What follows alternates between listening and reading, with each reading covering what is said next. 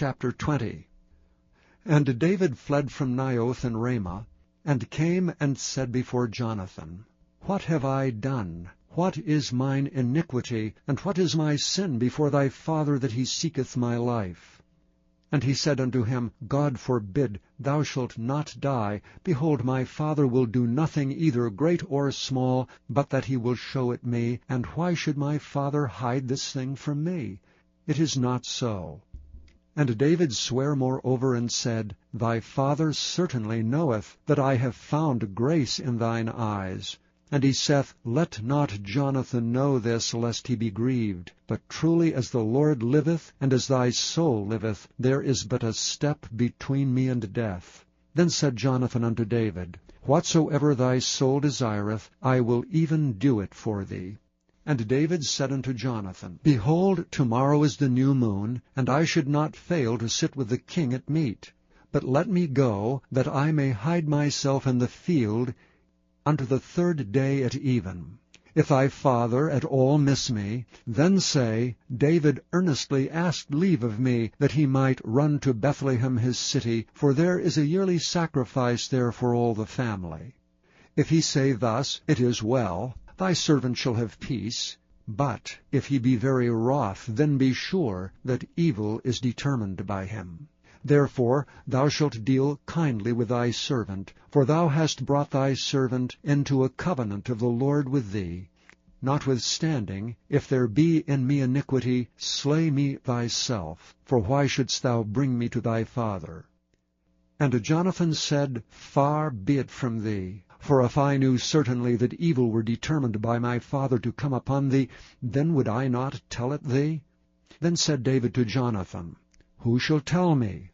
Or what if thy father answer thee roughly? And Jonathan said unto David, Come, and let us go out into the field. And they went out both of them into the field. And Jonathan said unto David, O Lord God of Israel, when I have sounded my father about tomorrow any time, or the 3rd day, and behold, if there be good toward David, and I then send not unto thee, and show it thee, the Lord do so and much more to Jonathan.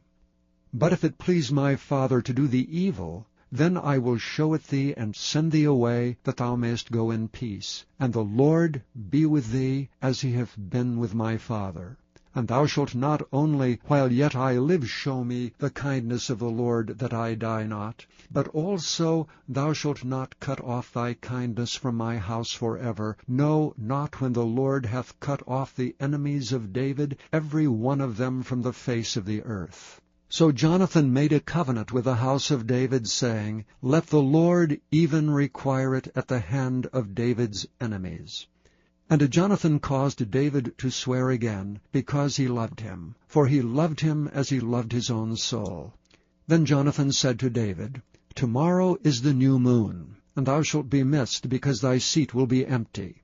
And when thou hast stayed 3 days, then thou shalt go down quickly, and come to the place where thou didst hide thyself when the business was in hand, and shalt remain by the stone Ezel. And I will shoot 3 arrows on the side thereof, as though I shot at a mark. And behold, I will send a lad, saying, Go, find out the arrows. If I expressly say unto the lad, Behold, the arrows are on this side of thee, take them, then come thou, for there is peace to thee, and no hurt, as the Lord liveth. But if I say thus unto the young man, Behold, the arrows are beyond thee, go thy way, for the Lord hath sent thee away.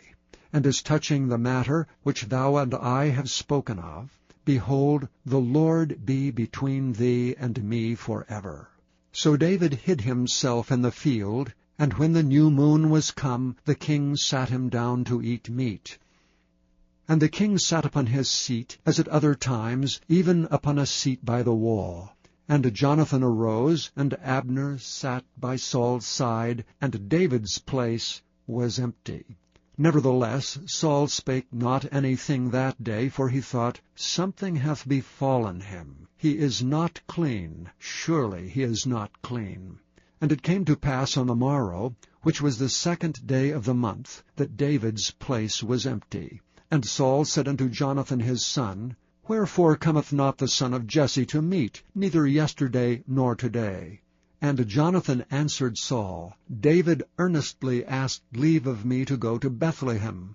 And he said, Let me go, I pray thee, for our family hath a sacrifice in the city, and my brother, he hath commanded me to be there. And now, if I have found favor in thine eyes, let me go away, I pray thee, and see my brethren. Therefore he cometh not unto the king's table. Then Saul's anger was kindled against Jonathan, and he said unto him, Thou son of the perverse rebellious woman, do not I know that thou hast chosen the son of Jesse to thine own confusion, and unto the confusion of thy mother's nakedness? For as long as the son of Jesse liveth upon the ground, thou shalt not be established, nor thy kingdom. Wherefore now send and fetch him unto me, for he shall surely die.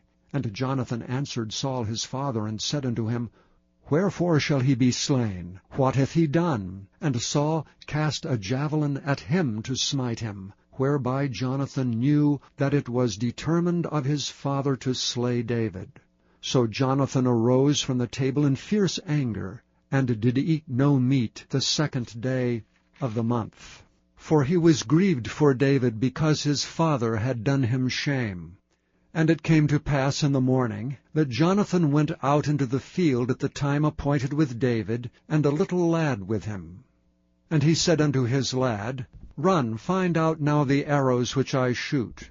And as the lad ran, he shot an arrow beyond him. And when the lad was come to the place of the arrow which Jonathan had shot, Jonathan cried after the lad, and said, Is not the arrow beyond thee?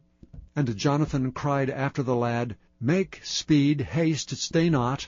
And Jonathan's lad gathered up the arrows, and came to his master. But the lad knew not anything, only Jonathan and David knew the matter. And Jonathan gave his artillery unto his lad, and said unto him, Go carry them to the city. And as soon as the lad was gone, David arose out of a place toward the south, and fell on his face to the ground, and bowed himself 3 times. And they kissed one another, and wept with one another, until David exceeded.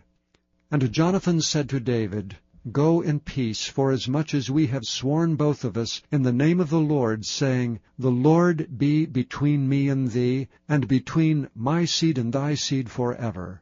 And he arose and departed, and Jonathan went into the city.